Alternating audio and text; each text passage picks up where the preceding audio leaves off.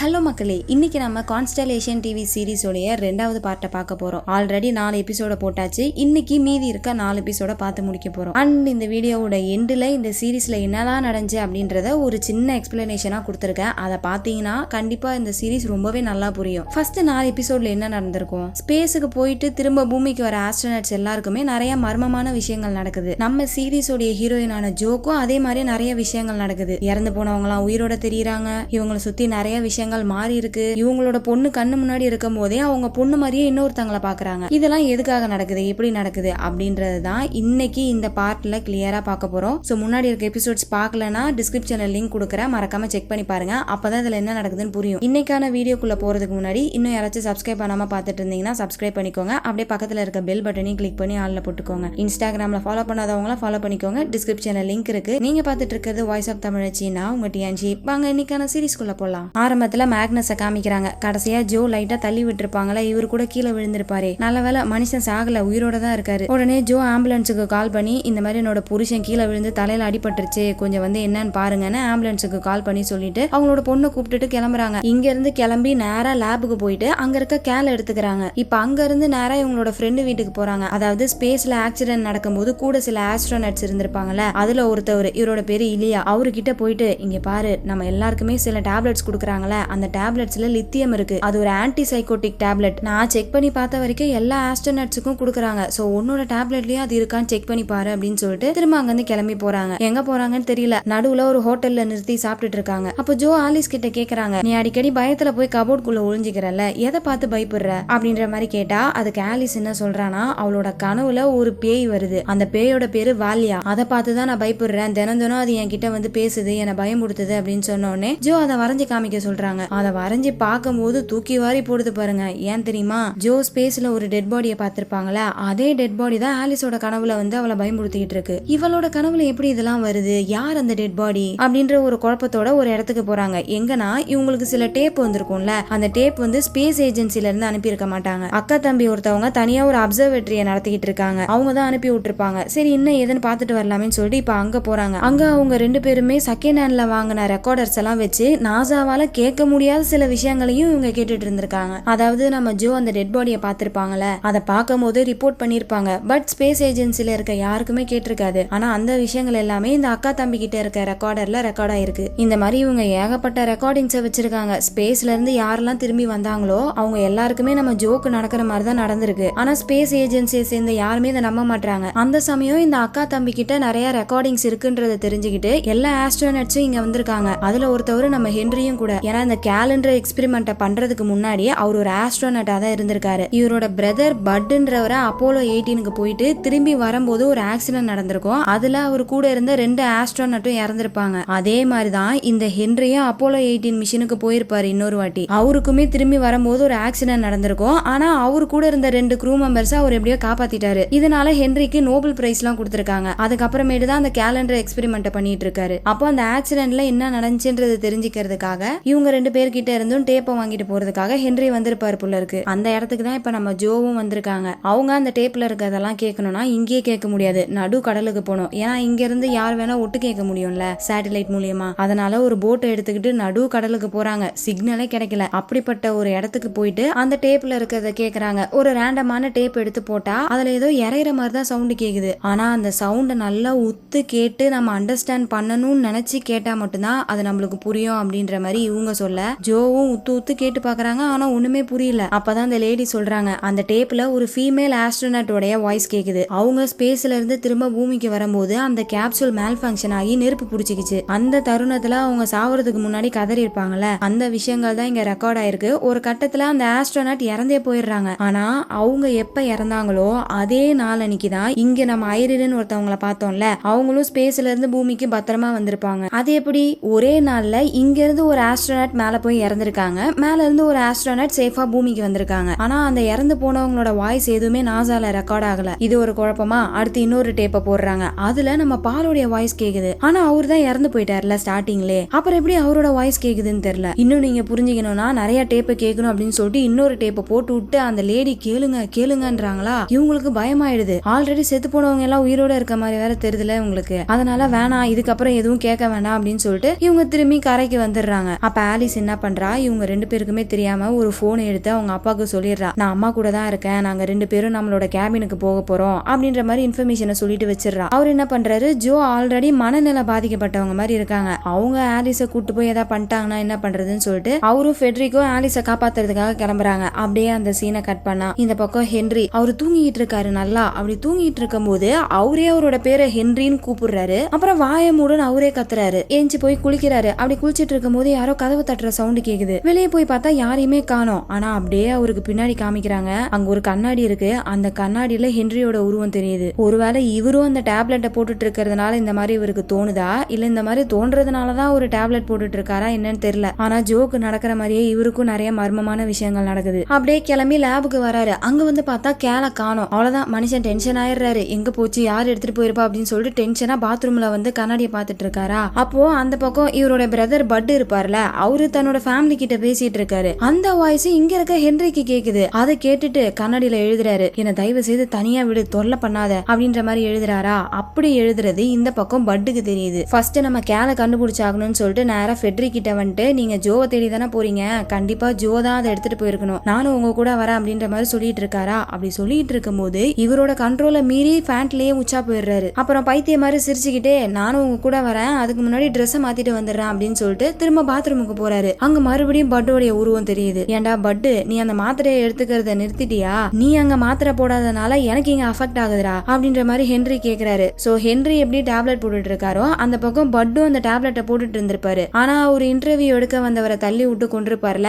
அப்பவே அந்த மாத்திரையை தூக்கி போட்டிருப்பாரு. ஆமாண்டா, அப்படிதான்டா பண்ணுவேன், இதுக்கே இப்படி சொல்றியே, கூடிய சீக்கிரத்துல நான் அங்க வரப்போறேன், அப்படி வந்தனா உன்னை வச்சு செய்வேன் அப்படின்ற மாதிரி பட்டு ஹென்ரிய பார்த்து மிரட்டுறாரு. ஆனா இவங்க எப்படி கண்ணாடி முன்னாடி நின்று கம்யூனிகேஷன் பண்ணிக்கிறாங்கன்னு தெரியல. சோ இந்த இடத்துல என்ன நடக்குதுன்னு உங்களுக்கு புரியுதா மக்களே? எனக்கு லைட்டா புரியுது. ஆனா அதுக்கு முன்னாடி உங்களுக்கு புரிஞ்சதுன்னா கமெண்ட் செக்ஷன்ல சொல்லுங்க. இப்ப அப்படியே அந்த சீனை கட் பண்ணி அந்த பக்கம் ஜோவை காமிக்கிறாங்க. அவங்க 2 பேரும் இப்ப கேபினை நோக்கி போயிட்டு இருக்காங்க. அப்படி போகும்போது ஆலிஸ் என்ன பண்றா, இவங்க கூடவே அந்த டேப்பையும் கொண்டு வந்திருப்பாங்க. அதுல ஒரு டேப்பை போடுறா. அது எந்த டேப்னா, ஐரின் ஸ்பேஸுக்கு போயிருப்பாங்கல்ல அன்னைக்கு ரெக்கார்ட் பண்ணப்பட்ட டேப். ஃபர்ஸ்ட் ஸ்டார்டிங்ல கேட்கும்போது ஒண்ணுமே புரியல, பயங்கரமா இறையுது. ஆனா அதை அப்படியே கொஞ்சம் லைட்டா தள்ளி வைக்கிறாங்க பாருங்க. தள்ளி வச்ச உடனே கேக்குது. இந்த பக்கம் வச்சா கேட்க மாட்டேங்குது, அந்த பக்கம் வச்சா கேக்குது. சரி என்னதான் கேக்குதுன்னு பாக்கலாம்னு சொல்லிட்டு அந்த ரெக்கார்டிங்க கேட்டா அதுல வேலியாவோட வாய்ஸ் கேக்குது. அதாவது ஆலிஸோட கனவுல வந்து ஒரு டெட் பாடி பயமுறுத்திக்கிட்டு இருக்குல்ல, அதோடைய வாய்ஸ். இதை கேட்டக்கு அப்புறமேட்டு தான் ஜோக்கு கொஞ்சம் கொஞ்சமா புரிய வருது, ஐரினோட வாய்ஸும் இந்த வேலியாவோட வாய்ஸும் ஒரே மாதிரி இருக்கு. ஆனா இது எப்படி சாத்தியம், இந்த மாதிரி நடக்கிறதுக்கு வாய்ப்பே இல்லையே அப்படின்ற மாதிரி யோசிச்சுக்கிட்டே கேபினுக்கு போறாங்க. அங்க போனக்கு அப்புறமேட்டு ஆலிஸ் ஜோ கிட்ட சொல்றா,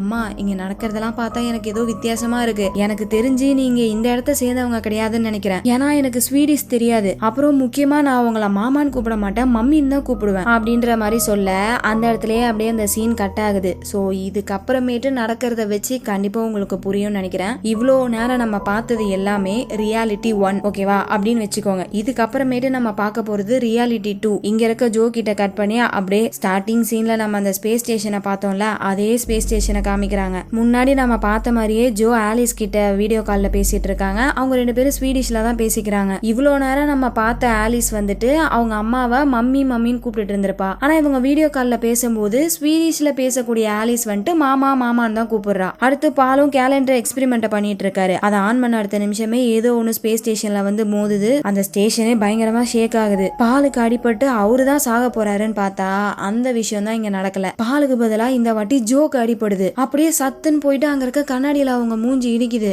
ஓட்ட உழுந்து கொஞ்சம் கொஞ்சமா அவங்களோட மூஞ்சில இருக்க பார்ட்ஸ் எல்லாமே உறிஞ்சி வெளியே எடுக்கப்படுது அந்த பிரஷர்னால. இந்த பக்கம் பால் கத்திக்கிட்டே வராரு, ஜோ எங்க இருக்கான்னு வந்து பார்த்தா இங்க இந்த மாதிரி ஒரு கோரமான விஷயம் நடந்துகிட்டு இருக்கு. அப்படியே இவரு ஜோவை அந்த இடத்துல இருந்து தூக்க வெளியே பார்த்தா அந்த ஆரஞ்சு கலர் ஸ்பேஸ் சூட் போட்ட டெட் பாடி பறந்து போகுது. சோ இந்த ரியாலிட்டி 2லயுமே அந்த டெட் பாடினால தான் ஆக்சிடென்ட் நடந்திருக்கு போல. இதுக்கப்புறம் நடக்கிறது எல்லாமே ஸ்டார்டிங்ல பார்த்த மாதிரி தான். ஆனா அப்ப வந்து நம்ம ஜோவுடைய பாயிண்ட் ஆஃப் வியூல இருந்து பார்த்தோம். இப்ப உயிரோட இருக்கிறது நம்ம பால். அந்த பாலுக்கு தான் எல்லாமே நடக்குது. ஃபர்ஸ்ட் கேப்சூல் கொஞ்சம் ப்ராப்ளமா இருக்கு. 2வது கேப்சூல்ல 3 பேரால மட்டும் தான் தப்பிச்சு போக முடியும். அதுல மத்த க்ரூ மெம்பர்ஸ் எல்லாத்தையுமே பால் அனுப்பி வைக்கிறாரு. அப்படி போறதுக்கு முன்னாடி அவங்க கிட்ட என்ன சொல்றாருன்னா, நான் பண்ணிக்கிட்டு இருக்க கேல எக்ஸ்பெரிமெண்ட்டை காணோம், எப்படியாச்சும் நான் அதை தேடி கொண்டு வந்துடுறேன், ஹென்றி கிட்ட இந்த விஷயத்த சொல்லிடுங்க அப்படின்ற மாதிரி இந்த 3 பேர்கிட்ட சொல்றாரா. ஆனா அவங்க திருன்னு முழிக்கிறாங்க. யாரு ஹென்றி, என்ன கேலு, நீ தான் ஒரு எக்ஸ்பெரிமெண்ட்டும் பண்ணலையே, என்ன வளர்ற அப்படின்ற மாதிரி பாலை பாக்குறாங்க. ஆனா இப்ப பேசுறதுக்குலாம் நேரம் இல்ல, நான் சொன்னதை மட்டும் போய் ஹென்றி கிட்ட சொல்லிடுங்க அப்படின்னு சொல்லிட்டு பாலை அவங்க 3 பேரையுமே அந்த கேப்சூல்ல அனுப்பி வைக்கிறாரு. அனுப்பி வச்சுட்டு இந்த பக்கம் திரும்பி பார்த்தா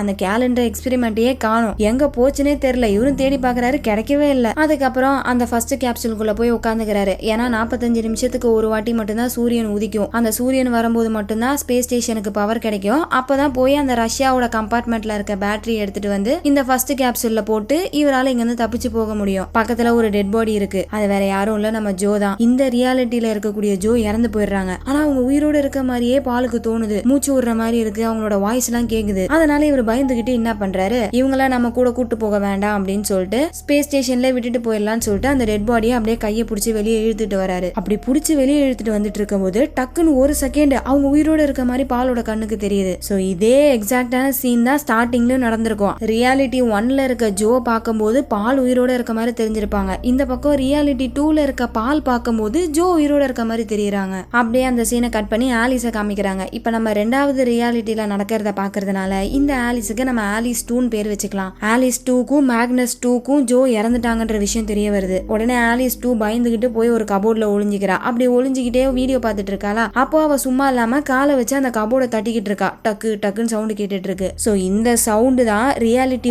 1ல இருக்க ஜோக்கு கேட்டு இருந்திருக்கும். அவங்க பேட்டரி எல்லாம் கழட்டி போட்டுட்டு இருக்கும் போது யாரோ கதவை தட்டுற மாதிரி சவுண்ட் கேட்டிருக்கும்ல, அந்த சவுண்ட் வேற எதுவும் இல்ல, இதுதான். இப்ப இந்த ஆலிஸ் 2 கபோர்ட்ல ஒளிஞ்சுக்கிட்டே வெளியே பாக்குறா. அவளை நோக்கி யாரோ பிளாஷ் லைட் அடிச்சுக்கிட்டே வராங்க. அது வேற யாரும் இல்ல, ரியாலிட்டி 1ல பார்த்த ஜோ தான் இங்க இருக்க ஆலிஸ் 2க்கு தெரிஞ்சிருக்காங்க. சோ மக்களே, உங்களுக்கு என்ன நடக்குதுன்னு புரியுதுல. நம்ம ரியாலிட்டி 1ல ஜோக்கு நிறைய மர்மமான விஷயங்கள்லாம் நடந்திருக்கும். அது பாக்குறதுக்கு ஏதோ அமானுஷ்யமான விஷயம், பேய் அப்படின்ற மாதிரி தான் காமிச்சிருப்பாங்க. ஆனா அது பேய்லாம் கிடையாது. இந்த பக்கம் ரியாலிட்டி 2ல நடந்துட்டு இருந்த விஷயங்கள்லாம் அவங்களுக்கு ஒரு சில செகண்ட் கண்ணு முன்னாடி வந்துட்டு போயிருந்திருக்கு. அதை பார்த்துதான் அந்த ரியாலிட்டி 1ல இருக்க ஜோ பயங்கரமா பயந்துருக்காங்க. அப்படியே அங்க கட் பண்ணி திரும்ப ஸ்பேஸ் ஸ்டேஷன்ல இருக்க பாலை காமிக்கிறாங்க. அவரு 6 பேட்டரியும் எடுத்து போட்டு கிளம்பிடுறாரு. கிளம்பும் போது நம்ம ஜோ 1க்கு எப்படி நினைச்சா அதே மாதிரிதான் இவருக்கும். 6வது போல்ட் மட்டும் மேல் ஃபங்க்ஷன் ஆகி அப்படியே ஸ்ட்ரக் ஆகி நிக்குது. இப்ப யாராச்சும் ஒருத்தங்க வெளியே இருந்து அந்த போல்ட்டை ரிலீஸ் பண்ணணும். என்னடா பண்றதுன்னு இவர் மண்டையை பிச்சிட்டு இருக்கும் போது அந்த பக்கம் ஸ்பேஸ் ஸ்டேஷன்ல ஏதோ ஒரு நிழல் தெரியுது. உடனே டக்குன்னு போல்ட் ரிலீஸ் ஆயிடுது. யாரு நம்மள ரிலீஸ் பண்ணிருப்பா அப்படின்னு சொல்லிட்டு இவர் திரும்பி பாக்குறாரு. அப்ப ஸ்பேஸ் ஸ்டேஷன்ல அங்க நம்ம ஜோவோட டெட் பாடி மிதந்துகிட்டு இருக்கு. இவன் தான் செத்து போயிட்டாலே, எப்படி இவன் நம்மளுக்கு ஹெல்ப் பண்ணிருப்பா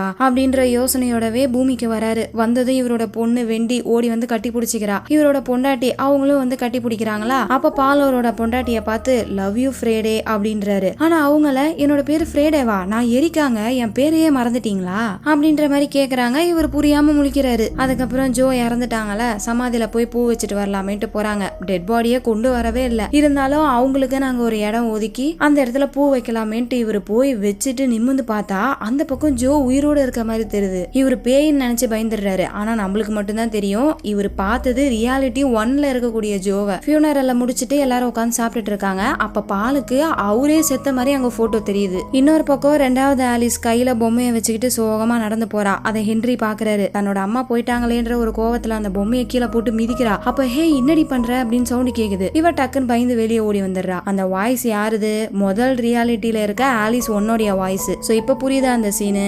போன பார்ட்ல பாத்துருப்போம்ல, அந்த பொம்மையை கீழே போட்டு மிதிச்சது வெண்டி கிடையாது, ரெண்டாவது ரியாலிட்டியில இருக்கக்கூடிய இந்த ஆலிஸ். அது முதல் ரியாலிட்டியில இருக்கக்கூடிய ஆலிஸ் 1க்கு தெரிஞ்சிருந்திருக்கு. அடுத்து ஜோவோட ஃபியூனரலுக்காக எல்லாருமே கருப்பு ட்ரெஸ் போட்டு வீட்டுக்கு வராங்க. பால் அவரோட ஃபேமிலியை கூப்பிட்டு வராரு. அப்போ அந்த இடத்துல ஆலிஸ் 2வும் பாலும் இந்த பக்கம் முதல் ரியாலிட்டியில இருக்கக்கூடிய ஆலிஸ் 1 பாக்குறாங்க. இததான் போன பார்ட்ல ஆலிஸ் 1 பார்த்து கத்திந்திருப்பா. கத்தின உடனே மேக்னஸ் 1ம் ஜோவும் ஓடி வராங்க. அதை இந்த பக்கம் ரியாலிட்டி 2ல இருக்க ஆலிஸ் 2 பாக்குறா. மாமா அப்படின்னு கத்திக்கிட்டே ஓடி வரா. ஆனா அங்க இருக்க ரியாலிட்டி மறைஞ்சு போயிடுது டக்குன்னு. இந்த குட்டி பொண்ணுக்கு புரிஞ்சுக்க முடியல, அவங்க அம்மா இங்கதான் எங்கேயோ இருக்காங்க ஆனா கிட்ட போக முடியலையே அப்படின்னு சொல்லிட்டு ஒரு மாதிரி கொஞ்சம் டிப்ரெஷன் ஆகுறாளா. அதனால கேபினுக்கு போகலான்னு மேக்னஸ் 2 கிட்ட சொல்றா. அவரும் சரி வா போலான்ட்டு கூட்டு போறாரு. அங்க போனா ஏகப்பட்ட பனி, ரோடு ஃபுல்லா மூடி இருக்கு, கார்லாம் போக முடியாது போல இருக்கு. சோ இறங்கி நடந்து போறாங்க. 2 கிலோமீட்டர் கிட்ட நடந்து அந்த கேபினுக்கு வந்துடுறாங்க. நைட்டு நல்லா தூங்கிட்டு இருக்காங்க. அப்ப ஆலிஸ் 2க்கு வெளியே ஏதோ சவுண்ட் கேக்குது. ஜன்னல் வழியா பார்த்தா ஒரு கார் வருது. அந்த கார் வேற யாருதும் இல்ல, ரியாலிட்டி 1ல ஜோ கேபினுக்கு வந்திருப்பாங்கல்ல,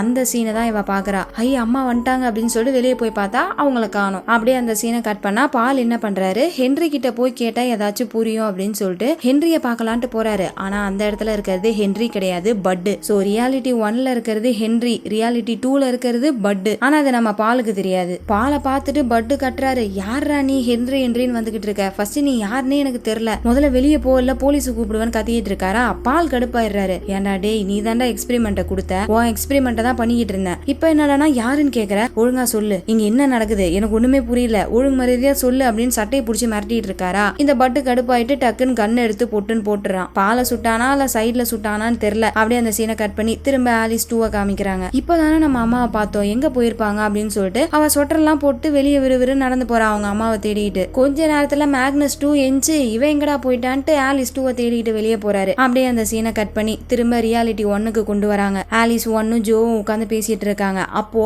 ஜோக்கு கேல பத்தின ஒரு விஷயமும் தெரியல. சோ இப்ப புரியுதா மக்களே உங்களுக்கு? இந்த இடத்துல 2 ரியாலிட்டிக்கு நடுவுல ஒரு ஸ்வாப் நடந்திருக்கு. ஆக்சுவலா ரியாலிட்டி 1ல இருக்கக்கூடிய ஜோ ரியாலிட்டி 2வை சேர்ந்தவங்க. அதனாலதான் அவங்களுக்கு கேல பத்தின ஒரு விஷயமும் தெரியல. இந்த பக்கம் ரியாலிட்டி 2ல இருக்கக்கூடிய பால் ரியாலிட்டி 1க்கு வந்திருக்க வேண்டியவர். இப்போ ரியாலிட்டி 1ல இருக்க ஜோக்கும் ஆலிஸ் 1க்கும் தெரிஞ்சு போச்சு, இவங்க நம்மளோட அம்மா இல்ல, இந்த பொண்ணு நம்மளோட பொண்ணு இல்ல அப்படின்றது தெரிஞ்சிருச்சா. இதுக்கப்புறம் எல்லாமே ஸ்டார்டிங்ல நம்ம பார்த்ததுதான். ஆனா என்ன, அப்ப பார்க்கும்போது ஒண்ணுமே புரியல, இப்ப நல்லாவே புரியுது. நம்ம ஜோ அந்த சாம்பர் எடுத்துட்டு வந்து வெளியே வைக்கிறாங்க. அப்படி வைக்கும் போது காட்டுக்குள்ள இருந்து யாரோ மாமான்னு கத்துற சவுண்ட் கேக்குது. இவங்க உள்ள வந்து பார்த்தா தன்னோட பொண்ணு தூங்கிட்டு இருக்காங்க. ஆனா வெளியே தன்னோட பொண்ணு சவுண்ட் கேக்குதுன்னு சொல்லிட்டு அந்த கேபினை நோக்கி போறாங்க. அங்க போனா ஆலிஸ் 2 உட்காந்துகிட்டு இருக்கா. அவளை தூக்கிக்கிட்டு கேபினுக்கு வராங்க. அங்க வந்தா ஆலிஸ் 1 ஆலிஸ் 2 2 பேருமே நம்ம ஜோ கண்ணுக்கு தெரியறாங்க. அப்போதான் டக்குன்னு ஆலிஸ் 2 மறைஞ்சு போயிடுவா. தன்னோட பொண்ணு காட்டுக்குள்ளதான் இருக்கா, அவ குளிர்ல நடுங்கிட்டு இருப்பா, அவளை காப்பாத்தணும் அப்படின்னு சொல்லிட்டு அந்த சாம்பரையும் தூக்கிக்கிட்டு ஆலிஸ் 1 கூட்டு போவாங்க. அப்ப ஆலிஸ் 1 என்ன பண்றா, எனக்கு இங்க நடக்கிறதெல்லாம் பிடிக்கல, நான் வீட்டுக்கு போகணும், அப்பா கிட்ட போகணும் அப்படின்னு சொல்லிட்டு அந்த சாம்பர் எடுத்துட்டு ஓடுறா. போயிட்டு கொஞ்சம் தூரத்திலேயே அந்த சாம்பரை கீழே போட்டுட்டு கேபினை நோக்கி ஓட ஆரம்பிச்சிடறா. அதே சமயம் ரியாலிட்டி 2ல என்ன நடக்குது, ஆலிஸ் 2 சொல்லாம கொள்ளாம வெளியே போயிட்டால, அவர் எப்படியோ மேக்னஸ் 2 தேடி கண்டுபிடிச்சு கேபினுக்கு திரும்ப கொண்டு வந்துடுறாரு. இந்த பக்கம் ஆலிஸ் 1 கேபினை நோக்கி ஓடி வந்துட்டு இருந்தால, அப்படி வந்தவ அவளோட ரியாலிட்டியில இருக்க கேபினுக்கு போல ரியாலிட்டி 2ல இருக்கக்கூடிய கேபினை பாக்குறா. அம்மா நம்ம தேடிக்கிட்டு இருந்த கேபினுக்கு வந்துட்டோமா அப்படின்னு சொல்லிட்டு திரும்பி பார்த்தா ஜோவை காணோம். இவ மட்டும் தான் வந்திருக்கா. உள்ள போனா ஒரு டேப் ரெக்கார்டர் இருக்கு, அதை எடுத்துட்டு போய் கபோர்ட்குள்ள உட்காந்துக்கிறா. அதே சமயம் இந்த பக்கம் ரியாலிட்டி 2ல என்ன நடக்குது, நம்ம அம்மாவை இப்பதானே பார்த்தோம், திரும்ப கண்டுபிடிச்சிடலாம் அப்படின்னு சொல்லிட்டு மறுபடியும் மேக்னஸ் 2க்கு தெரியாம வெளியே வரா. அப்பா அந்த கேபினை கண்டுபிடிக்கிறா. உள்ள வந்து பார்த்தா ஒரு ரெக்கார்டர் இருக்கு, அதை எடுத்துக்கிட்டு அங்க இருக்க கபோர்ட்குள்ள போய் உட்காந்துக்கிறா. சோ சைமல்டேனியஸா ரியாலிட்டி 1ல இருக்க ஆலிஸும் சரி ரியாலிட்டி 2ல இருக்க ஆலிஸும் சரி ஒரே மாதிரி கபோர்ட்குள்ள போய் உட்காந்துக்கிறாங்க. அவங்க 2 பேருமே அந்த ரெக்கார்டர்ல ரெக்கார்ட் பண்ணி வைக்கிறாங்க. அது மூலியமா இவங்க 2 பேரால பேசிக்க முடியுது. ஆலிஸ் 1 கேக்குறா, ஆலிஸ் இருக்கியா இருக்கியா அப்படின்னு சொல்லிட்டு ரெக்கார்ட் பண்ணி வச்சா, அது இந்த பக்கம் ஆலிஸ் 2க்கு கேக்குது. ஆமா நான் இங்கதான் இருக்கிறேன் அப்படின்ற மாதிரி ரெக்கார்ட் பண்றா. அது இந்த பக்கம் ஆலிஸ் 1க்கு கேக்குது. அந்த கபோர்ட்குள்ள இருக்க கண்ணாடி மூலியமா இவங்க 2 பேரால பாத்துக்க முடியுது. சோ இந்த 2 ரியாலிட்டிக்கு நடுவுல பாலமா இருக்கிறது இந்த கண்ணாடி மட்டும்தான். இந்த கண்ணாடி இருந்தா அந்த 2 ரியாலிட்டியில இருக்கவங்களும் மாத்தி மாத்தி பாத்துக்க முடியும். அதை பாத்துக்கிட்டே இவங்க 2 பேரும் ரெக்கார்டர்ல பேசிக்கிட்டு இருக்க, இந்த பக்கம் ரியாலிட்டி 1ல இருக்க ஜோ அவங்க கிட்ட இருக்க ரெக்கார்டர்ல இவங்க 2 பேரும் பேசுறத கேட்டுட்டு இருக்காங்க. அவ்வளவுதான், இத்தனை நாள் கழிச்சு தன்னோட பொண்ணுடைய வாய்ஸ கேட்டோன்னே ஒரு மாதிரி இருக்கு, தன்னோட பொண்ணை பாக்கணுமே சொல்லிட்டு வேகமா கிளம்பி போறாங்க. அப்படி போகும்போது அங்க இருக்க லாந்தர் விளக்க தெரியாம தள்ளி விட்டு போயிடுறாங்க. இதுல அந்த கேபின் பத்தி எரிய ஆரம்பிக்குது. ஐயோ கேபின் வேற எரியுதுன்னு அதை அணைக்கிறதுக்காக உள்ள ஓடி வராங்க. அப்படி டக்குன்னு வந்ததுமே இவங்க அந்த ரியாலிட்டிக்கு போயிடுறாங்க. பொறுமையா மேல ஏறி போயிட்டு கபோர்டை ஓபன் பண்ணி பார்த்தா அங்க நம்ம ஆலிஸ் 1 உட்கார்ந்து இருக்கா. அந்த கண்ணாடியில இவங்க ஆலிஸ் 2 பாக்குறாங்க, தன்னோட ஒரிஜினல் பொண்ணு. அவங்கள பாக்குறாங்க, ஆனா தொட முடியல. அந்த ஃபீலிங் எப்படி இருக்கும், இத்தனை நாள் கழிச்சு தன்னோட பொண்ணை பாக்குறாங்களே தவிர அவங்களால தொட முடியல. பொண்ணை பார்த்த சந்தோஷத்திலயும் தொட முடியலன்ற ஏக்கத்திலயும் பேசுறாங்க. அம்மாவால அங்க வர முடியுமான்னு தெரியலமா, எனக்கு எப்படி வரதுன்னு தெரியல, ஆனா நான் கடைசி வரைக்கும் முயற்சி பண்ணிக்கிட்டே இருப்பேன் அப்படின்ற மாதிரி இவங்க பேசுறாங்க. ஆனா இது எதுவுமே அந்த பக்கம் ஆலிஸ் 2க்கு கேட்க மாட்டேங்குது. இவங்க நிறைய விஷயங்களை ஸ்வீடிஷ்ல பேசுறாங்க. அது எல்லாத்தையுமே ஆலிஸ் 1 ரெக்கார்ட் பண்றா. அது மூலியமா அங்க ஆலிஸ் 2 தெரிஞ்சுக்கிறா, தன்னோட அம்மா அங்க இருக்கிறாங்க, அவங்க நம்ம கிட்ட பேசுறாங்க அப்படின்னு சொல்லிட்டு இவங்க 2 பேரும் மாத்தி மாத்தி பேசிக்கிறாங்க. இதுக்கு நடுவுல ரியாலிட்டி 1ல என்ன நடக்குது, ஆலிஸை தேடிக்கிட்டு மேக்னஸ் வராரு. ஒரு பெரிய போலீஸ் டீமே கூப்பிட்டு வராரு. ரியாலிட்டி 1லயும் மேக்னஸ் ஆலிஸை தேடி ஓடிட்டு இருக்காரு. ரியாலிட்டி 2லயும் அங்க இருக்கக்கூடிய மேக்னஸ் ஆலிஸ் 2 தேடி ஓடிட்டு இருக்காரு. இந்த பக்கம் ரியாலிட்டி 1ல கேபின் கிட்ட வந்துட்டாங்க. ஆனா எங்க இருக்காங்கன்னு தெரியல, ஏகப்பட்ட பனி இருக்கு, அதுல தேடிக்கிட்டு இருக்காங்க. அப்போ ஹென்ரியும் வந்திருக்காரு. அவருக்கு மைண்ட்ல ஃபுல்லா அந்த ரியாலிட்டி 2ல ஓடினது ஓடிக்கிட்டு இருக்கு. அதாவது பால் பட்டு கிட்ட போய் பேசியிருப்பாருல ஹென்ரின்னு நினைச்சு அந்த விஷயங்கள் எல்லாமே இந்த பக்கம் ஹென்ரிக்கு கேக்குது. பயங்கரமான தலைவலி, அதோட அப்படியே நடந்துகினே இருக்காரா. டக்குன்னு பார்த்தா முன்னாடி அந்த சாம்பர் இருக்கு. இதுக்காக தான் அவர் வந்திருப்பாரு, இதை எடுத்துட்டு போயிடலாம் அப்படின்னு சொல்லிட்டு நிமிந்து பார்த்தா அங்க கேபின் குபு குபுன்னு எரிஞ்சுக்கிட்டு இருக்கு. என்னடா அது எரியுதுன்ட்டு இவர் கேபினை நோக்கி போறாரு. உள்ள 3 பேரும் பேசிக்கிட்டு இருக்காங்களா. அப்ப டக்குன்னு ஆலிஸ் 1 மயங்கி போயிடுறா. ஏன்னா அந்த கேபின் ஃபுல்லா எரிஞ்சுக்கிட்டு இருக்கு. இவங்க திரும்பி அவங்களோட ரியாலிட்டிக்கே வந்துடுறாங்க. ஆலிஸ் 1 தூக்கிட்டு வெளியே வராங்க. அப்ப கரெக்டா ஹென்ரி வராரு. அவர்கிட்ட ஆலிஸை கொடுத்துட்டு இவளை பத்திரமா பாத்துக்கோங்க, நான் போய் என் பொண்ணை தேட போறேன்னு சொல்லிட்டு ஆலிஸ் 2 தேடி போறாங்க. அந்த இடத்துலதான் ஒரு ட்விஸ்ட். இப்போ ஆலிஸ் 1 கையில வச்சுக்கிட்டு இருக்கவரு ஹென்ரியே கிடையாது, அது பட்டு. எப்படின்னு தெரியல. அந்த பக்கம் ரியாலிட்டி 2ல பட்டு பாலை சுற்றுப்பாருல, அந்த ஒரு தருணத்துல ஹென்ரியும் பட்டும் ஸ்வாப் ஆயிட்டாங்க. சோ இப்ப ரியாலிட்டி 2ல இருக்கிறது ஹென்றி, இங்க ரியாலிட்டி 1ல இருக்கிறது பட். இவருக்கு ஆலிஸ்னா யாருன்னே தெரியாது. யார் இந்த பொண்ணு, எவ்வளவு இந்த பொண்ணு என் கையில கொடுத்துட்டு போறா அப்படின்னு சொல்லிட்டு ஆலிஸ் ஒன்ன அப்படியே அங்க போட்டு போயிடுறாரு. போனவர் என்ன நினைச்சாரோ தெரியல, அங்க இருக்க சேம்பரை பார்த்துட்டு கோடாரிய வச்சு அடி அடி நடிச்சு சுக்கு சுக்கா உடச்சு போட்டுறாரு. ஏன் அந்த சேம்பர் மேல இவ்வளவு கோவம்னு தெரியல. அதே மாதிரி அந்த பக்கம் ரியாலிட்டி 2ல ஹென்றி, அவர் எப்படி இங்க வந்தாருன்னு அவருக்கே தெரியல. ஆனா கண்ணு முன்னாடி பால் சுடப்பட்டு கொஞ்சம் கொஞ்சமா இறந்துட்டு இருக்காரு. டக்குன்னு ஆம்புலன்ஸுக்கு கால் பண்ணி வர சொல்லி அங்க அந்த மாதிரி ஒரு பிரச்சனை போய்கிட்டு இருக்கு. இந்த பக்கம் ரியாலிட்டி 1ல ஜோ ஆலிஸ் 2 எங்கெங்கயோ தேடி பாக்குறாங்க, கிடைக்கவே இல்ல. அப்படியே சோகமா வெளியே வராங்க. அங்க வந்து பார்த்தா ஆலிஸ் 1 அனாமத்தா படுத்து கிடக்குறா. கிட்ட போனா மூச்சு பேச்சே இல்ல. ஆலிஸ் என்னாச்சு, எந்திரி எந்திரின்ட்டு நெஞ்சு பிடிச்சி அழுத்திட்டு இருக்காங்க. அந்த சமயம் பின்னாடி திரும்பி பார்த்தா இவங்களோட பொண்ணான ஆலிஸ் 2 வந்து நிக்கிறா. ஆலிஸ் 2ஆல அவங்களோட அம்மாவை பார்க்க முடியுது. சோ இப்ப இந்த ரெண்டு ரியாலிட்டியும் லைட்டா மர்ஜ் ஆயிருக்கு. அதனாலதான் ரெண்டு பேரால பார்க்க முடியுது. ஆனா இப்ப ஜோ ஒரு இக்கட்டான நிலைமையில இருக்காங்க. இப்படியே ஆலிஸ் 1 விட்டு போயிட்டாங்கன்னா ஆலிஸ் செத்து போயிடுவா. அதனால ஆலிஸ் 2 பார்த்து, நீ போ, உன்னோட அப்பா கிட்ட போ, நான் இவளை எப்படியாச்சும் காப்பாத்தணும், நீ உன் அப்பா கிட்ட போ அப்படின்ற மாதிரி சொல்றாங்க. இவளுக்கு என்ன பண்றதுன்னு தெரியாம அப்படியே முழிச்சிட்டே நின்னுட்டு இருக்காளா. அப்ப அந்த பக்கம் மேக்னஸ் 2 வராரு. அவரும் தூரத்துல இருந்து ஜோவை பாக்குறாரு. நம்ம பொண்டாட்டி இறந்துட்டாலே, ஆனா இங்க பாக்க ஜோ மாதிரியே இருக்கேன்னு அவரும் தூரத்துல இருந்து ஆச்சரியமா பாக்குறாரு. இந்த பக்கம் ஜோக்கு செம கஷ்டமா இருக்கு. ஏன்னா ரொம்ப நாள் கழிச்சு இப்பதான் அவங்களோட பொண்ணை பார்க்க முடியுது. ஆனா கண்ணு முன்னாடியே ஆலிஸ் 1 இறந்துகிட்டு இருக்கால, அவளை அப்படியே விட்டுட்டு போயிட முடியாதுன்னு சொல்லிட்டு இந்த பக்கம் அவங்களோட பொண்ணை போக சொல்லிட்டு ஆலிஸோட நெஞ்சை புடிச்சு அழுத்திக்கிட்டு இருக்காங்க. அதே சமயம் கரெக்டா ரியாலிட்டி 1ல இருக்க மேக்னஸ், அந்த போலீஸ் டீம் எல்லாருமே வந்து ஆலிஸ் 1 இப்படியே காப்பாத்திடுறாங்க. என்னதான் இந்த ஆலிஸ் 1 வேற ரியாலிட்டியை சேர்ந்த பொண்ணா இருந்தாலும் அதுவும் இவங்களோட பொண்ணு தானே. எல்லா ரியாலிட்டியில இருக்க ஆலிஸும் இவங்களோட பொண்ணு தான். சோ அதனாலதான் அப்படியே அவளை விட்டுட்டு போக முடியாம எப்படியோ அவளை காப்பாத்திடுறாங்க. அவளை காப்பாத்திட்டு இந்த பக்கம் நம்ம பொண்ணை போய் பார்க்கலான்ட்டு திரும்பினா அங்க அந்த ரியாலிட்டி மறைஞ்சு போயிடுது. இவங்களோட பொண்ணை பார்க்க முடியல. அவ்வளவுதான். அப்படியே அந்த சீனை கட் பண்ணி ஆலிஸ் 1 ஹாஸ்பிட்டல்ல அட்மிட் பண்ணிருக்காங்க. அப்ப அவளுக்கு ஒரு கனவு வருது. அந்த கனவுல இவளை பயமுறுத்தக்கூடிய அந்த வாலியா வருது. நீ உங்க அம்மாவை தானே தேடுற, உங்க அம்மா கிட்ட போகணுமா, என் கூட வா, நான் உன்னை அம்மா கிட்ட கூட்டு போறேன் அப்படின்ற மாதிரி சொல்லிக்கிட்டே கிட்ட வருது. இவ டக்குன்னு தூக்கத்துல இருந்து எந்திரிக்கிறா. அப்ப கண்ணு முன்னாடி அவங்களோட அப்பா மேக்னஸ் உட்கார்ந்து இருக்காரு. அவங்க கிட்ட அம்மா எங்கன்னு கேட்டா ஐரின் கூட்டு போயிட்டாங்கன்றாரு. இல்லப்பா, நம்ம அம்மாவை கூட்டு வரணும், அவங்க கிட்ட போக விட்டுருக்க கூடாது அப்படின்ற மாதிரி ஆலிஸ் 1 சொல்ல அப்படியே அந்த சீனை கட் பண்ணி இந்த பக்கம் ஜோவை காமிக்கிறாங்க. ஐரின் தான் கூட்டு வந்திருக்காங்க ட்ரீட்மெண்ட்காக. ஏன்னா நம்ம ஜோக்கு ஏகப்பட்ட விஷயங்கள் நடக்குதுல, அதுக்கெல்லாம் காரணம் இவங்க மன ரீதியா பாதிக்கப்பட்டிருக்காங்க அப்படின்னு சொல்லிட்டு ட்ரீட்மெண்ட் பண்றதுக்காக தான் கூட்டு வந்திருக்காங்க. அதுக்காக தான் இந்த லித்தியம் 7 என்ற டேப்லெட்டையும் கொடுக்குறாங்க. ஏன்னா அது ஒரு ஆன்டி சைக்கோட்டிக் டேப்லெட். அதை நம்ம ஜோ ஆரம்பத்துல இருந்து போடாம இருக்கிறதுனாலதான் அவங்களுக்கு இப்படிலாம் தோணிக்கிட்டு இருக்குன்னு சொல்லிட்டு அதை போடலான்னு கொடுக்குறாங்க. அந்த சமயம் தான் பார்த்தா நம்ம ஜோ பிரெக்னண்டா இருக்காங்க. இதுக்கு காரணம் ரியாலிட்டி 1ல இருக்க மேக்னஸா இல்ல ரியாலிட்டி 2ல இருக்க மேக்னஸா தெரியல. ஆனா இப்போதைக்கு அவங்க பிரெக்னண்டா இருக்காங்க. அதனால அந்த லித்தியம் 7 டேப்லெட்டை கொடுக்க முடியாது. சோ வேற வழியில உனக்கு நான் ட்ரீட்மெண்ட் கொடுக்குறேன், இதை என்னால சரி பண்ண முடியும் அப்படின்னு சொல்லிட்டு இருக்கும் போது டக்குன்னு ஒரு செகண்ட் ஐரின் அந்த டெட் பாடி மாதிரி தெரியுறாங்க. அப்போ நீதானா அது, உன்னோட கேப்சூல் தானே நெருப்பு பத்திக்கிச்சு, அதுல நீ இறந்து போயிட்ட தானே அப்படின்ற மாதிரி ஜோ சொல்ல அதை கேட்கிற ஐரின் பயந்துகிட்டு வெளியே போயிடுறாங்க. அப்புறம் கொஞ்ச நேரம் கழிச்சு ஜோவுடைய ஃப்ரெண்டு இலியா வராரு. அவரும் கொஞ்சம் அட்வைஸ போடுறாரு. இப்படியே இருந்தா என்னதான் ஆகுறது, உன் பொண்ணுக்காக வாசி நீ ட்ரீட்மெண்ட் எடுத்துக்கோ, கொஞ்சம் சரியாயி வா அப்படி இப்படின்னு சொல்லி அட்வைஸ் எல்லாம் போட்டு போகும்போது யாருக்குமே தெரியாம ஒரு சாவியை கொடுத்துட்டு போறாரு. வெளியே வந்த ஐரின் என்ன பண்றாங்க, ஹென்றி கிட்ட பேசலாமேன்னு சொல்லிட்டு கால் பண்ணி கூப்பிடுறாங்க. அவரும் வராரு. ஆனா அது ஹென்றி கிடையாது, பட். அது நம்மளுக்கு மட்டும் தான் தெரியும், இவங்களுக்கு தெரியாதுல்ல. சோ ஹென்றி நினைச்சுக்கிட்டு அப்படியே லவ்வோட பேசிட்டு இருக்காங்க. இவரும் ஹென்றி மாதிரியே நடிப்பாரு அப்படின்னு பார்த்தா அப்படியே வில்லத்தனமா பேசுறாரு. அந்த ஹென்றி பைய எனக்கு வேண்டிய எல்லாத்தையும் எடுத்துக்கிட்டான், என்னோட பேரு புகழ் எல்லாமே அவனாலதான் போச்சு, இதுக்கப்புறம் நான் என் வாழ்க்கைய வாழ போறேன், யாராலையும் என்ன தடுக்க முடியாது அப்படின்ற மாதிரி வில்லத்தனமா சொல்லிட்டு போறாரு. இதெல்லாம் ஐரினுக்கு தெரிஞ்சிருது, இது ஹென்ரியே கிடையாது, வேற ஏதோ ஒண்ணு நடந்திருக்கு அப்படின்னு இவங்க புரிஞ்சுக்கிறாங்க. ஆனா இந்த பட் ஏன் ஹென்றி மேல இவ்ளோ கோவமா இருக்கான்னு தெரியல. அதுவும் வேற ரியாலிட்டியை சேர்ந்த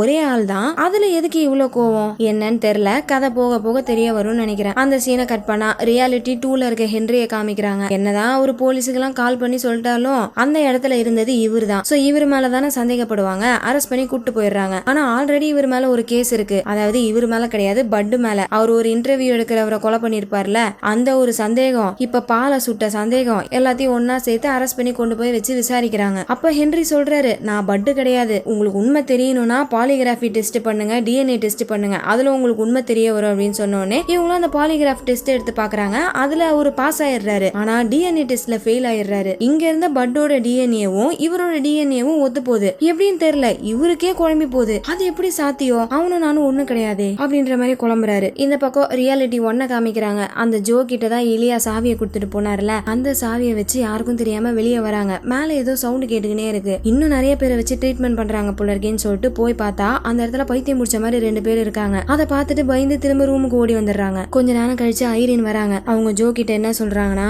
இங்க பாரு, எது நடந்துச்சோ அது நடந்ததுதான், நம்மளால மாத்த முடியாது, திரும்பவும் போக முடியாது. இங்க உனக்காக ஒரு குடும்பம் இருக்கு, உன்னோட பொண்ணு இருக்கா, அவளுக்காகயாச்சும் நீ இங்க இருந்தாகணும். இருக்கிற இந்த வாழ்க்கையை இந்த இடத்துல வாழ்ந்துட்டு போயேன், ஏன் இல்லாத பொண்ணை தேடிக்கிட்டு இருக்க அப்படின்ற மாதிரி சில அட்வைஸ போட்டு போறாங்க. அதுக்கடுத்து ஆலிஸ் 1 வரா. அவ அந்த ரெக்கார்டரை வச்சு நடுவுல ஆலிஸ் 2 கிட்ட பேசியிருப்பா போல இருக்கு. அப்ப ஆலிஸ் 2 என்ன சொல்லியிருப்பானா, எனக்கு தான் அம்மா இல்ல, அட்லீஸ்ட் உனக்காச்சும் இருக்காங்களே, நீயாச்சும் சந்தோஷமா இரு. நான் இப்போ ஓகே தான், எங்க அம்மாவை பார்த்ததுக்கு அப்புறமேட்டு எனக்கு கொஞ்சம் ஓகேவா தான் இருக்கு, நாங்க எங்களோட வீடை காலி பண்ணிட்டு வேற இடத்துக்கு போறோம் அப்படின்ற மாதிரிலாம் சொல்லியிருப்பா போல. அந்த விஷயத்தெல்லாம் வந்து ஜோ கிட்ட ஆலிஸ் 1 சொல்றா. சோ ஆலிஸ் 2 அவளோட ரியாலிட்டியை ஏத்துக்கிட்டு அவங்க அப்பா கூட சந்தோஷமா வாழ ஆரம்பிச்சிட்டா. அதனால நீங்களும் அதே மாதிரி இருங்களாமா, நீங்க போயிட்டீங்கன்னா எனக்கு இங்க அம்மா கிடையாதுல, எப்படியும் எனக்கும் ஒரு அம்மா தேவைப்படுது, ஏன் அந்த அம்மா நீங்களா இருக்க கூடாது அப்படின்ற மாதிரி சொல்ல ஆலிஸ் 2 கொஞ்சம் சந்தோஷமா இருக்கா அப்படின்றத கேட்டக்கு அப்புறமேட்டு தான் இவங்களுக்கு கொஞ்சம் ஆறுதலா இருக்கு. ஏன் நம்மளும் இங்கே இருந்துடக்கூடாது அப்படின்ற மாதிரி யோசிக்கிறாங்க. ஏன்னா இவங்களுக்கு எப்படி போகிறதுன்னு தெரியல. அந்த கேல்னாலதான் இப்ப இவங்க இங்க வந்திருக்காங்கன்னா அந்த பட்டு பைய சும்மா இல்லாம கேலை உடைச்சிட்டானே, இதுக்கப்புறம் எப்படி இவங்களால திரும்பி போக முடியும்? அதனால மேக்னஸ் கிட்ட போயிட்டு இதுக்கப்புறம் என்னோட டேப்லெட்ஸ் எல்லாத்தையும் நான் கரெக்டா போட்டுக்கிறேன், எதை பத்தி நான் யோசிக்க போறது இல்ல, வயித்துல குழந்தை இருக்கு, சோ நம்ம எல்லாருமே ஒரு குடும்பமா சந்தோஷமா இருக்கலாம் பழையபடி அப்படின்னு சொல்லிட்டு இவங்க மேக்னஸ் கிட்ட சொல்ல அவரு ரொம்ப சந்தோஷப்படுறாரு. அப்புறம் அவங்களோட பொருள் எல்லாத்தையும் எடுத்துட்டு கிளம்புறாங்க. அப்ப ஐரின் ஆலிஸ் 1க்கு வந்து சாக்லேட் கொடுக்குறாங்க. அந்த சமயம் ஆலிஸ் 1 கேக்குறா, உங்களோட பேர் என்னன்னு கேட்டா, என்னோட பேர் ஐரின் தான், ஆனா என்னோட ஃப்ரெண்ட்ஸ் எல்லாருமே என்ன வாலியான்னு கூப்பிடுவாங்க அப்படின்னு சொல்றாங்க. இது மூலியமா ஆலிஸ் 1க்கு தெரிஞ்சிருது, இவ கனவுல வரக்கூடிய வேலியா வேற யாரும் இல்ல, ஐரின் தான். ரியாலிட்டி 2ல செத்து போனவங்க தான் இவளோட கனவுல அடிக்கடி வராங்க அப்படின்றத இவ புரிஞ்சுக்கிறா. அப்படியே அந்த சீனை கட் பண்ணி ரியாலிட்டி 2ல இருக்க பாலை காமிக்கிறாங்க. அவரு சாகல, குண்டடி பட்டாலும் எப்படியோ காப்பாத்திடுறாங்க. அப்படி எஞ்சவரு பதறி அடிச்சுக்கிட்டு அவரோட கைய பாக்குறாரு. இது மேபி இவரு ஸ்வாப் ஆயிட்டாரா என்னன்னு தெரியல. ரியாலிட்டி 1ல அவரோட கை வெட்டப்பட்டிருக்கும்ல, அந்த பால் இங்க வந்ததுனால தன்னோட கை இருக்கான்னு செக் பண்றாரா என்னன்னு தெரியல. அந்த பக்கம் ஸ்பேஸ் ஸ்டேஷன்ல மிதந்துகிட்டு இருக்க ஜோவோட பாடியை காமிக்கிறாங்க. பாதி மூஞ்ச காணோம், எல்லாமே ஸ்பேஸ்ல உறிஞ்சப்பட்டுருச்சு. அவங்களுக்கு முன்னாடி அவங்களோட ஐபேட் அப்படியே மிதந்துகிட்டு வர இவங்க டக்குன்னு அந்த ஐபேட பிடிக்கிறாங்க. அப்படியே கட் பண்ணி எபிசோட் முடியுது. இந்த சீசன் 1யும் அதே இடத்துல முடிச்சிடுறாங்க. இவங்க செத்துட்டாங்கன்னு நினைச்சா எப்படி உயிரோட இருக்காங்க? பாதி மூஞ்சே இல்லாம எப்படி அவங்களால உயிரோட இருக்க முடியும்? அவ்வளவுதான், அப்படியே சீசன் 1 முடிச்சிட்டாங்க. என்னால முடிஞ்ச அளவுக்கு ஈஸியா சொல்ல ட்ரை பண்ணிருக்கேன். எத்தனை பேருக்கு புரிஞ்சுதுன்னு தெரியல. ஒருவேளை புரியலனா இன்னொரு வாட்டி இந்த பார்ட்டை கேட்டு பாருங்க, கண்டிப்பா புரிய வாய்ப்பு இருக்குன்னு நினைக்கிறேன். இப்போ இன்னும் உங்களுக்கு தெளிவா புரியணும்ல, அதுக்காக ஒரு சின்ன எக்ஸ்பிளனேஷன் தரேன். என்னதான் நடந்துச்சு, யார் யாரு எந்தெந்த ரியாலிட்டியை சேர்ந்தவங்க எந்த மாதிரி ஸ்வாப் ஆயிருக்காங்க அப்படின்றதுக்கு ஒரு சின்ன விளக்கம் தரேன். அதுலயாச்சும் புரியுதான்னு பாருங்க. ஃபர்ஸ்ட் விஷயம், மார்வல் மல்டிவர்ஸ்ல வர மாதிரி ஏகப்பட்ட ரியாலிட்டிஸ் எல்லாம் கிடையாது. 2 ரியாலிட்டி தான். ஒரு ரியாலிட்டியில ஜோ உயிரோட இருக்காங்க, இன்னொரு ரியாலிட்டியில ஜோ இறந்து போயிட்டாங்க. இப்போ ரியாலிட்டி 1, இந்த ரியாலிட்டி 1 சேர்ந்தவங்க யார் யாருன்னு பாத்தீங்கன்னா, ஃபர்ஸ்ட் எடுத்துக்கிட்டோம்னா பாலோட பொண்டாட்டி பேர் ஃப்ரைடே. அப்புறம் இவருக்கு கேல் எக்ஸ்பெரிமெண்ட்டை பத்தி தெரியும். அடுத்து ஜோ, அவங்களுக்கு ஸ்வீடிஷ் தெரியாது. அப்புறம் அவங்களோட கமாண்டர் கூட இல்லீகல் அஃபேர்ல இருக்கிறாங்க. அடுத்து இந்த ரியாலிட்டியை சேர்ந்தவர் தான் ஹென்றி. அவரா அப்போலோ 18 மிஷனுக்கு போயிட்டு திரும்ப பூமிக்கு வரும்போது ஒரு ஆக்சிடென்ட் நடந்திருக்கும். அதுல இவர் கூட இருந்த 2 க்ரூ மெம்பர்ஸை காப்பாத்திருப்பாரு. இதுக்காக அவருக்கு நோபல் பிரைஸ் எல்லாம் கொடுத்திருப்பாங்க.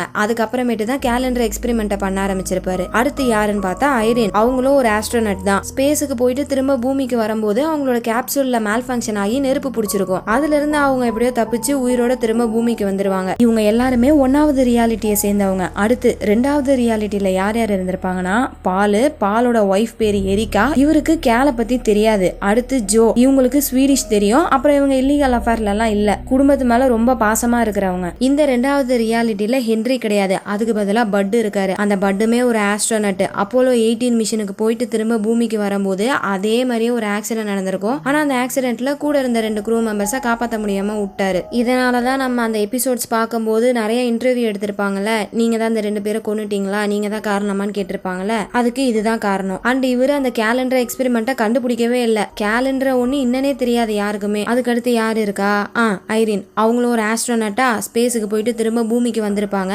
வரும்போது அவங்களோட கேப்சூல் மேல் ஃபங்க்ஷன் ஆகி நெருப்பு பிடிச்சிருக்கும். ஆனா அதுல அவங்களால தப்பிக்க முடியாம அந்த இடத்துல ஸ்பேஸ்ல இறந்து போயிருப்பாங்க. இதுதான் 2வது ரியாலிட்டியில நடந்திருக்கும். இப்போ இந்த 2 ரியாலிட்டி தான் உண்மையில உலகத்துல இருக்கான்னு கேட்டா அதுக்கு நம்மளுக்கு ஆன்சர் தெரியாது. மேபி நிறைய ரியாலிட்டிஸ் கூட இருக்கலாம். ஆனா இந்த சீரீஸ்ல சொல்லப்பட்டது 2 ரியாலிட்டி தான். இப்போ 2 ரியாலிட்டியில யார் யார் இருக்காங்கன்னு பார்த்தாச்சு. இப்போ சீரீஸ்ல என்ன ஆயிருக்கும்னு பாத்தீங்கன்னா, ஸ்டார்டிங்ல ஒரு ஆக்சிடென்ட் நடந்திருக்கும். அந்த ஆக்சிடென்ட்டுக்கு காரணம் ரியாலிட்டி 2ல செத்து போன ஐரினுடைய டெட் பாடினால. ஆக்சிடென்ட் ஆக்சிடென்ட் நடந்துருச்சு. அந்த ஆக்சிடென்ட் நடக்கிறதுக்கு கொஞ்ச நேரத்துக்கு முன்னாடி இந்த 2 ரியாலிட்டிக்கு நடுவுல ஒரு சின்ன ஸ்வாப் நடந்திருக்கு. அதாவது ரியாலிட்டி 1 சேர்ந்த ஜோ ரியாலிட்டி 2க்கு போயிடுறாங்க. ரியாலிட்டி 2ல இருக்கக்கூடிய ஜோ ரியாலிட்டி 1க்கு வந்துடுறாங்க. அப்படி ஸ்வாப் ஆனக்கு அப்புறமேட்டு தான் ஆக்சிடென்ட் நடந்திருக்கு. சோ அப்படி பார்த்தா ரியாலிட்டி 2 சேர்ந்த ஜோ ரியாலிட்டி 1க்கு வந்து உயிரோட இருக்காங்க. ஆனா ரியாலிட்டி 1 சேர்ந்த ஜோ ரியாலிட்டி 2க்கு போயிட்டு இறந்து போயிடுறாங்க. அப்ப கடைசியா ரியாலிட்டி 2ல மிதந்துகிட்டு இருக்க மாதிரி காமிச்சது ரியாலிட்டி 1 சேர்ந்த ஜோ. சோ ரியாலிட்டி 2 சேர்ந்த ஜோ ரியாலிட்டி 2க்கு போகாம ரியாலிட்டி 1க்கு வந்துடுறாங்க. இவங்க ஃபெட்ரிக் கூட இல்லீகல் அஃபேர்ல கிடையாது. இவங்களுக்கு ஸ்வீடிஷ் தெரியும். ஆனா இது ரியாலிட்டி 1ல இருக்கவங்களுக்கு தெரியுமா? ஜோ வந்து இல்லீகல் அஃபேர்ல இருக்காங்கன்னு நினைச்சுக்கிட்டு மேக்னஸ் என்ன பண்ணிட்டாரு, ஸ்கூல் டீச்சரோட பழக ஆரம்பிச்சிட்டாரு. அப்பப்ப இவங்க ஸ்வீடிஷ்ல பேசுறது இவங்க 2 பேருக்கும் புரியாம இருந்திருக்கும். இதனால ஏகப்பட்ட குழப்பங்கள் நடந்திருக்கும். அண்ட் அப்பப்போ ரியாலிட்டி 2ல இருக்கக்கூடிய ஆலிஸ் 2 உடைய வாய்ஸும் ஜோக்கு கேட்டிருக்கும். இந்த 2 ரியாலிட்டிக்கும் நடுவுல பாலமா இருக்கக்கூடிய ஒரு விஷயம்னா அது கண்ணாடி. அந்த கண்ணாடி மூலியமா 2 ரியாலிட்டியில இருக்கிறவங்களால பாத்துக்க முடியுது. சோ இதுக்கெல்லாம் காரணம் அந்த கேல் தானா? கேல்னாலதான் இப்படி ஆயிடுச்சா அப்படின்னு கேட்டா அதுதான் கிடையாது. ஆல்ரெடி உலகத்துல குவாண்டம் பிசிக்ஸ் இருக்கு, ஏகப்பட்ட ரியாலிட்டிஸ் இருக்கு. ஆனா அதை நம்மளால நேரா பார்க்க முடியாது. அதை வெளிப்படையா காட்டி கொடுக்கறதுக்காக தான் இந்த கேலண்டர் எக்ஸ்பெரிமெண்ட் பண்ணிருப்பாங்க. சோ ஆல்ரெடி இந்த மாதிரி 2 ரியாலிட்டி போய்கிட்டு இருந்திருக்கும். இந்த கேலை கண்டுபிடிக்காம இருந்தாலுமே இந்த ஸ்வாப் நடந்திருக்கும். ஆனா இந்த 2 ரியாலிட்டியும் அடிக்கடி கிளிச் ஆகி தெரிஞ்சிருக்கும்ல, அதுக்கு காரணம் இந்த கேல் தான். இந்த மாதிரி ரியாலிட்டிஸ் இருக்குன்றத காட்டி கொடுக்கறதுக்காக தான் அந்த கேலை உருவாக்கி இருப்பாங்க. அது மூலியமா தான் ஜோக்கு ஆலிஸ் 2 உடைய வாய்ஸ் அடிக்கடி கேட்டிருக்கும். பால் உயிரோட இருக்க மாதிரி தெரிஞ்சிருப்பாரு. இந்த மாதிரி நிறைய விஷயங்கள் நடந்திருக்கும். அடுத்து நம்ம பால், அவருக்குமே ஸ்வாப் நடந்திருக்கும். அதாவது 1வது ரியாலிட்டிக்கு போக வேண்டிய பால் 2வது ரியாலிட்டிக்கு வந்திருப்பாரு. சோ 2வது ரியாலிட்டில கேலன்ற ஒரு எக்ஸ்பெரிமெண்டே கிடையாது. ஏன்னா 2வது ரியாலிட்டில ஹென்ரியே இல்ல, பட்டு தான். கேலை உருவாக்குனது ஹென்றி. சோ ஹென்றி இல்லாத 2வது ரியாலிட்டிக்கு வந்ததுனாலதான் அங்க இருக்க யாருக்குமே ஹென்ரினா யாருன்னு தெரியல, கேல்னா என்னன்னு தெரியல. பாலோட பொண்டாட்டி பேரும் வேறையா இருந்திருக்கும். இந்த குழப்பத்துல நேரா பட்டோடைய சட்டையை பிடிச்சி கேட்டிருப்பாரு, நீ ஹென்றி தானே, ஏன் யாருக்குமே தெரியல, எல்லாருமே உன்னை ஹென்றி இல்லன்னு சொல்றாங்களேன்னு சொல்லிட்டு கேட்டிருந்திருப்பாரு. அப்போ பட்டு கடுப்பாயிட்டு துப்பாக்கி எடுத்து சுட்டிருப்பாரா. அதுக்கப்புறமா பால் ஹாஸ்பிட்டல்ல கண் முழிச்சிருப்பாரு. கண் முழிக்கும் போது அவரோட கையை பார்த்திருப்பாரு. சோ மேபி அவருமே அவரோட கரெக்டான ரியாலிட்டிக்கு ஸ்வாப் ஆயிட்டாரா என்னன்னு தெரியல. இத சீரீஸ்ல தெளிவா சொல்ல, நானே ஒரு கெஸ்ல தான் சொல்றேன். அதுக்கு அடுத்து நம்ம ஹென்றி விஷயத்துல தாங்க ஒரு மிகப்பெரிய ட்விஸ்ட். அது என்னன்னா, ஹென்ரியும் சரி பட்டும் சரி 2 பேருமே அப்போலோ 18க்கு போயிருப்பாங்க. வரும்போது ஆக்சிடென்ட் நடந்திருக்கும். அந்த ஆக்சிடென்ட்ல ரியாலிட்டி 1 சேர்ந்த ஹென்றி 2 பேரை காப்பாத்திருப்பாரு. ரியாலிட்டி 2 சேர்ந்த பட்டு 2 பேரை காப்பாத்தி இருக்க மாட்டாரு. ஆனா இதுல மெயினான ட்விஸ்ட் என்னன்னா,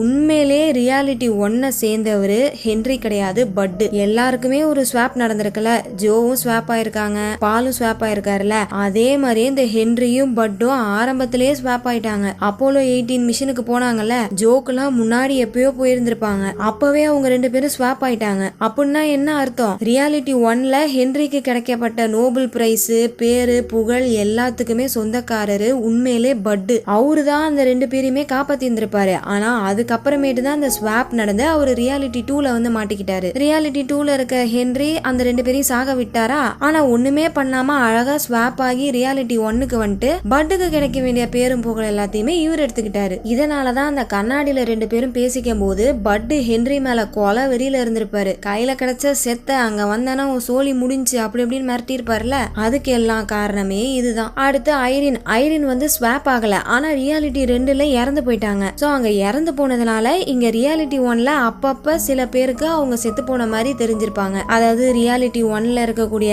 ஆலிஸோட கனவுல வந்திருப்பாங்க. அடுத்து ஹென்றி கூட டான்ஸ் ஆடிட்டு இருக்கும் போது டக்குன்னு அவங்க இறந்த மாதிரி தெரிஞ்சிருப்பாங்கல்ல, அதுக்கு காரணமும் இதுதான். அவ்வளவுதான் மக்களே, இதுதான் நடந்திருக்கு. ஸ்பேஸ்ல போய் ஆக்சிடென்ட் நடந்தக்கு அப்புறமேட்டு சில கிளிச் ஏற்பட்டதுனால அவங்க வேற வேற ரியாலிட்டிக்கு மாறி போயிட்டு இவ்வளவு பெரிய குழப்பம். இது எல்லாமே ஓரளவுக்கு கிளியர் ஆயிடுச்சு. ஆனா புரியாத ஒரு விஷயம் என்னன்னா, கடைசியா இறந்து போன ஜோ உயிரோட இருக்க மாதிரி காட்டியிருப்பாங்க. அதுக்குதான் சரியான எக்ஸ்பிளனேஷனே இல்ல. ஒருவேளை இப்படி இருக்கும்னு நினைக்கிறேன். ஜோக்கும் சரி பாலுக்கும் சரி 2 பேருமே ஸ்பேஸ் ஸ்டேஷன்ல இருந்து தப்பிச்சு பூமிக்கு வரும்போது அவங்களோட கேப்சூலோட 6வது போல்ட் லாக் ஆயிருக்கும். அந்த போல்ட் ரிலீஸ் பண்ணது யாருன்னே தெரியாது, மர்மமாவே இருந்திருக்கும். ஜோ திரும்பி பார்க்கும் போது அங்க ஒரு உருவம் தெரிஞ்சிருக்கும். பால் திரும்பி பார்க்கும் போது அங்க ஜோவுடைய பாடி மிதந்திருக்கும். சோ மேபி அந்த ஜோ சாகாம உயிரோட இருந்திருக்க வாய்ப்பு இருக்கு. அப்படி அவங்க உயிரோட இருந்தா மட்டும்தான் போல்ட் ரிலீஸ் பண்ணிருக்க வாய்ப்பு இருக்கு. ஏன்னா வேற யாருமே அந்த ஸ்டேஷன்ல இல்லல்ல அப்படின்ற மாதிரி தோணுது. பட் என்னன்றது கிளியரா தெரியல. சரி, இத சீசன் 2ல தெரிஞ்சுக்கலாம், அதுல சொல்லிருப்பாங்களே அப்படின்னு பார்த்தா அங்கதான் ஒரு சோகமான விஷயம். ஆப்பிள் டிவி காரங்க சீசன் 2 கேன்சல் பண்ணிட்டாங்க. சீசன் 2ன்ற ஒண்ணு வரவே போறது இல்ல. சோ நம்மளா ஒரு கற்பனை கற்பனையா ஏதாவது ஒன்று நினைச்சிக்க வேண்டியதான், வேற என்ன பண்றது. ஒரு சில நல்ல சீரீஸை இப்படிதான் கடைசியா இன்ட்ரெஸ்டா கொண்டு போயிட்டு டப்புன்னு முடிச்சிடுறாங்க. ஆனா என்னால முடிஞ்ச அளவுக்கு ஒரு கன்க்ளூஷன் கொடுக்குற மாதிரி தான் இந்த சீரீஸை முடிச்சிருக்கேன். ஸோ எப்படி இருந்துச்சு அப்படின்றத கமெண்ட் செக்ஷன்ல சொல்லுங்க. உங்களுக்கு பிடிச்சிருந்தா உங்க ஃப்ரெண்ட்ஸுக்கும் ஷேர் பண்ணுங்க. இதே மாதிரி வேற ஒரு வீடியோல உங்களை மீட் பண்றேன். அது வரைக்கும் நீங்க பார்த்துட்டு இருந்தது வாய்ஸ் ஆஃப் தமிழச்சி. நான் உங்க டியான்ஷி. பாய்.